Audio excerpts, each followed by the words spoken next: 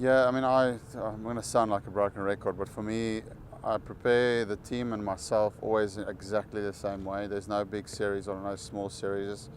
Um, People expect us to beat Sri Lanka, but that's definitely not the case. Sri Lanka has played really good cricket over times. They've also lost some key players, which is something that we'll try and make sure we get into that. But they are a very quality cricket team. They've got exceptional spin bowlers. So hopefully we can keep the ball not to turn not too much in this series. This year is an extremely busy year for us. Certainly in my time for the national team, I haven't had a year like the one that's coming up now. We're going to be close to 7 months on the road. So that comes with challenges. You know, obviously we've assessed something that happened probably about a year ago when we found that we weren't as fresh as we would have liked to be. But now it's something we are planning towards. We're being proactive and making sure we can look at different options of what to do to try and make sure that every single series we can get guys ready to perform at their best. It's a long season. New Zealand, IPL, obviously then a 3-month tour of England with a test right at the end.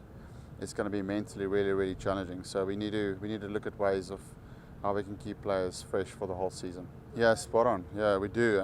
We're lucky now that there's guys that are waiting. I mean, Morne is, you don't have to say anything about him. He's a fantastic test bowler. So with injury, it's been difficult for him to get back in now.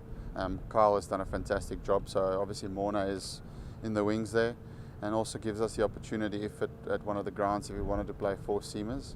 I think obviously in PE the wicket doesn't really suit for that, so look more towards the latter end of the series, and it gives Morne some time to make sure he's 100%. And then even after that, we need to make sure there's 2 or 3 guys that is ready when they can get the opportunity, because Test cricket is all about guys that's got the experience. You don't, if 2 or 3 of guys of them break down at the same time, you're going to find yourself in a bit of a challenge, as we did against England. I think it was about a year or 2 ago. So making sure that you don't overplay players all the time is going to be very key for us this season. This is a much better media than them, but look, I understand what they were trying to do. It was great for newspapers and they were selling papers, so it was actually a nice learning curve for me as a person firstly, and then as a captain to get through something like that. Almost feel like I can go anywhere now as a captain and take on whatever gets thrown at me.